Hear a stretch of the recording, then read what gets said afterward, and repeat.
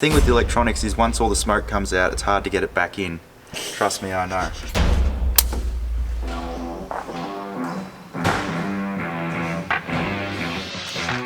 Alright, so welcome back to another episode of Aussie Arvos. Today we're going to finish installing electronical stuff. But to give you a rundown of what we got two massive 138 amp hour AGM batteries. Got the battery boxes to go with them, just tech screw them onto the ground. Got a massive Red Arc 3000 watt pure sine wave inverter. Hopefully this thing will be a beast and can charge all Patrick's camera equipment. We've got a 50 amp VC-DC Red Arc charger. I got the King's 12 volt control panel because it's neat and it was pretty cheap. I'm going to mount 3 of these gauges to measure solar input, alternator input and battery power.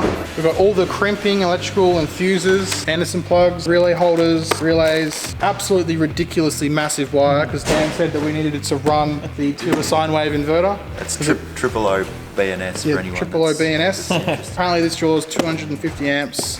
Went over a bit. I think max draw in the specs is like 320. But you've got to imagine at 320 that's with heat and never going to draw 3000 watts. Yeah, well maybe. 3000 watts, like 12 amps at 240 volts. Well, we've got Patrick with us and my girlfriend, so... Unless we're like using my welder to stick the Pajero back together. Which is probably very likely.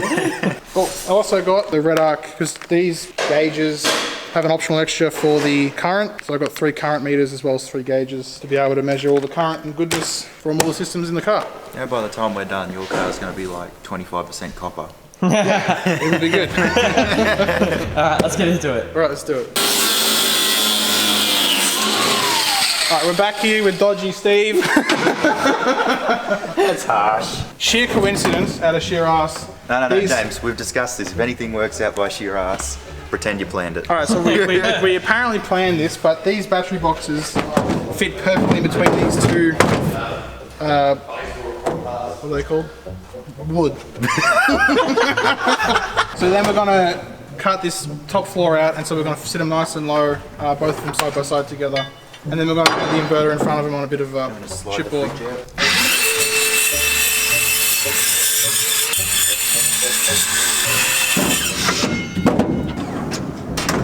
Oh, perfect. Now a bit of flooring just here. it really is like a baby. I'm scared to drop it, I know that. No. So if you want to put, like if there's a wall going there, you know, you're going to have to put a safety switch nut on it. Like I talked about. Yeah, just put that there. there. Yeah. And do you just want like a power point there, or? Yeah, so I want a power point here, the other side, and one up here on the wall, other side, facing the side. Right. So 3 joules. So before we install the inverter, I've just gone through the instructions here, and there's a set of dip switches on the back which adjust your output voltage, frequency and the power saving function. It's got like a automatic turn off when it doesn't have any draw, which has got an adjustable timer on the back as well. So just set all that, which is obviously 240 volts, 50 hertz, and we're going to turn power saving on just in case James ever forgets to turn it off, so it won't draw a huge amount at idle, but it will draw some. So turn that on and we should be good.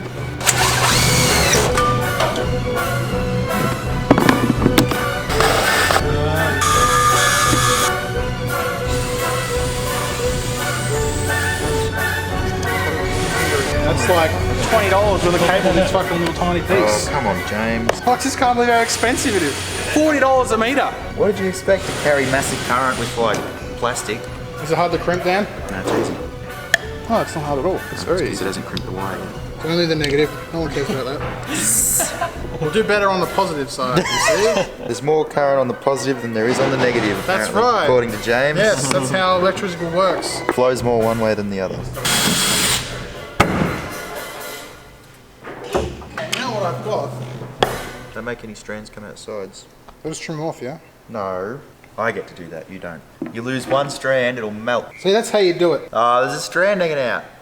It's not subwoofer wiring, James. You can't just like shove it in the terminal and hope for the best. So, if you want to run 24 volt, you'll be running series, which you'll be running from one battery's positive to the other's negative. This is called parallel, so negative to negative, positive to positive, and you'll output straight off the both of them. Therefore, basically you can run double the amperage still at 12 volts. You'll be drawing half the amps off each battery. So if you've got 2 500 crank amp batteries and you need 1000 cranking amps, that'd be what you'd be going for. So James is more so doing this for the amp hours as such, for the draw, for the fridge and the inverter and everything.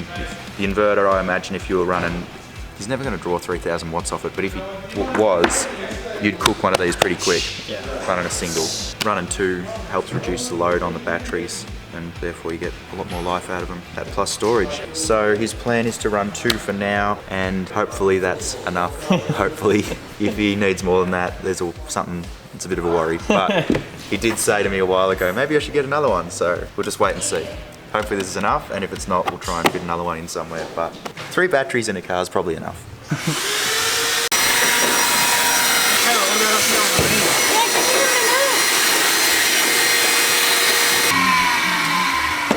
Nice. Dan, if you put textures in the bottom, it's gonna fuck. So you got to make these face forward, yeah? The terminals face forward. You want me to say it? What? Yeah, nah, that's not going anywhere. First bit of wiring done. Like that. That's too big. Just like that. I reckon. No. So we're doing the bottom one, yeah? Yeah. Actually, I do want to punch it. Wow. You saw it here on camera, folks. James using a punch.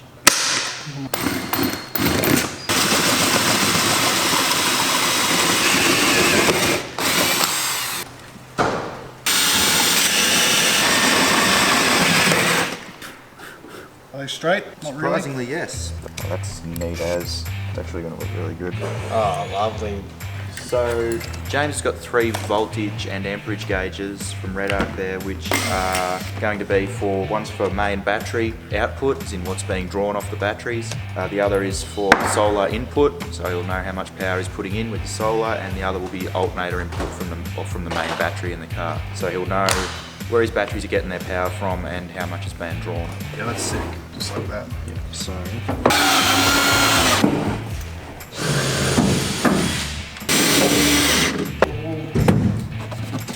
look at that. Beautiful. The Aussie Arvo control box. Yeah. 240 comes So out. it'll be good because then you'll be able to have like 12 volt 240. Good. Professional install. You seem to be having a blockage issue. Okay, Daniel. Yo, Hold this. I'll pass me the drill, mate. chucker in the ute. Wow, impressive. Trap buddy in there. Put all your utensils and shit down the side. Yeah, how good's that? And then the microwave here, and then the storage spot for like pots and pans and shit. And then The it's like microwave. I go away camping, it's like swag, there's a chainsaw, we'll put them apart so the swag don't smell like 2-stroke. James is talking microwaves. Well, I pots and used pans, to be heated like that, blankets. and I just figured it's time for an upgrade. Time for an upgrade from sleeping on the ground. What's wrong with the ground? Yeah, it's too good for the ground. You get wet, you get bugs in your swag, there's fucking shit everywhere, all- mud. It's all part of the Dirt. experience, James. No. Not my experience anymore. It's your experience. James he's always been an old man. And then all of you will be like, oh, can I use your microwave to reheat? This is very true. James, can we have dinner before 11:30 tonight? Now you have a microwave. All right, so dual batteries are installed here. We're going to run down through this fuse block, through the floor, and out to the inverter, just to keep everything tidy. This is a 300 amp mega fuse, which is important so that you don't burn your car down. Okay? I love like Patrick's Pajero, where it's just wiring, just runs through, you know, you throw your shovel in here and it just slides across, bang, sparks, things don't mix. The thing with the electronics is once all the smoke comes out, it's hard to get it back in. Trust me, I know. So a fuse will prevent that from happening. So yeah, main feed to the inverter, 300 amp fuse, and then we're going to run a smaller feed up to the control panel here, which will also be covered by fuse, and then into the fuse block, which will supply all the accessories. So we've got the main feed sorted out to the inverter. That's these main batteries, battery leads running through here. So they're just straight off the batteries, down into the inverter. Now we're going to come off these main leads, off the back of the terminals on the inverter, up the back side of the wall, through these holes into the electronics box, so it'll keep everything contained and out of the way where it can't get damaged, and also look pretty. So yeah, so that's going to be the feed for the travel buddy, the feed for the fridge, also the feed from the main leads, as I said, and then we're going to run the solar input and the alternator input through the front wall on a couple of Anderson plugs, and they'll come into the side of the electronics box here. So when we put it through the holes at the back, it's labelled. How did I get in here? Look at that. Look at that. Chuck your 8 pies in for Patrick when we get to camp and he'll eat them all up. So we're just running the fridge supply and the Travel Buddy supply through the back here, and I was just saying to Patrick how much easier something like this makes it, in that having the terminal blocks and that, and switches already pre-wired, like you save a lot of time. That plus just terminal blocks in general, like, is a hell of a lot easier than trying to crimp stuff or just, you know, hang it in free air. It's kind of dodgy. At least this way you can sort of keep track of everything, know where it all is, and then it's sealed and out of the way. So it makes it a hell of a lot easier. Riley, what are you digging up? Kings have all these cigarette lighters. Are all on individual fuses where it's already fused in the control box. So we're just going to daisy chain them all together and then have one line back instead of having all these cables direct to separate fuses, and making it neater and more efficient and cleaner. Well, the bench is a lot emptier now. Yeah. I need a shovel terminal.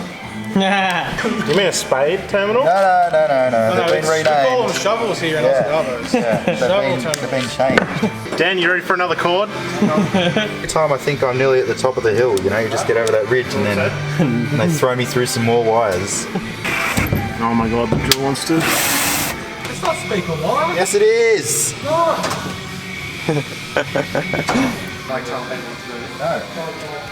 James is drilling 4 holes through the front of the canopy, which we're going to put these weatherproof grommets in to run the power supply from the alternator to an Anderson plug, which will feed in to the DC-DC, and the power supply from the solar, which is going to go on later.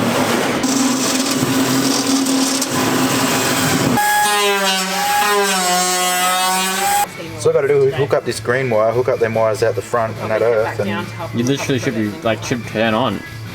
hashtag send it. Yeah. The fanciest soldering setup. Hey Patrick, check this out. This will freak you out, look. Oh, It's so cool. filthy. Hang on. Oh, don't Riley touch it. Where is it? Ew! Ew! Oh my god. Oh, so we're all immature until all of a sudden you want to do it. Okay.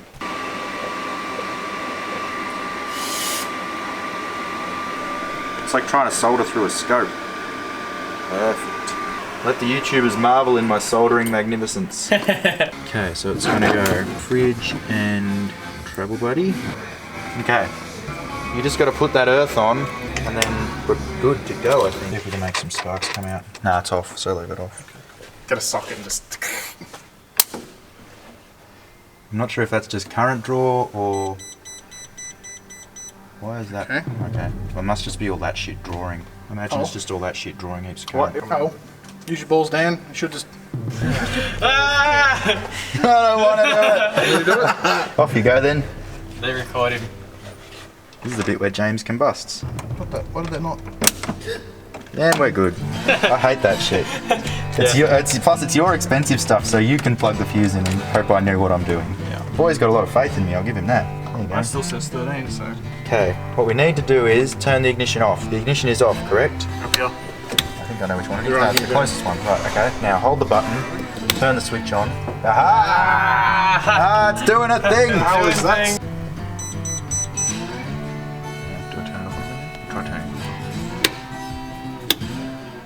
it. Aha! Gauge, fridge, Travel Buddy. Accessories. I'll turn the fridge on. You turn the power on the fridge. I'll see if it turns on. The fridge thing's working. Look, it's drawing amps. Things are happening. Turn everything else on quick. I'm happy that amp gauge works now. Yeah. Now I can drink beers in peace. That's oven. I can't believe there's not one for an oven.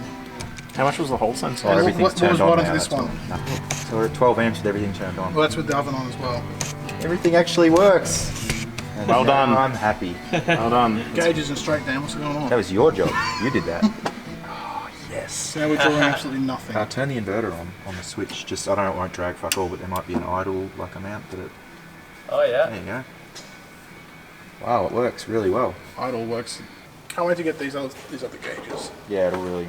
Really make it look good. All right, guys. So it's been basically a full working day to get this in this particular state that it's in. It's taking us 8 hours. We got here at 9 o'clock this morning. It's now like 6. I think we're going to call it quits for today. We'll be back here tomorrow to tidy it up and do a couple little things. But as you can see, it works. We're still going to wire up the 240 volt as well, so that's something we've got to do. But other than that, yeah, she's pretty much finished. So far, it's been super easy. This 12 volt box, as Dan was saying before, made everything. Yeah, it cuts out a lot of work. Yeah, like what do you say? These are really neat. Like the actual terminals and everything on them are really solid. Like the thing is just solid in general. Like yeah, it's not coming. Like, but other than that, yeah, she's pretty much finished. Probably rambling. Yeah, and then wait on a few more gauges. And yeah, got some gauges coming in a couple of days to do the rest of that. So join us tomorrow. We'll finish the final cleanup, tidy up, and fit out of James's awesome touring setup. And then we'll do like a full rundown of how everything works, everything's set up. Send it. Send it. Yeah, send it. Send it. Make sure you guys get subscribed, follow us on Instagram, Facebook, all that good stuff, and we'll be able to see the stuff on the tracks and when we go away camping and stuff as a group. Should be a lot of fun. See you in the next one.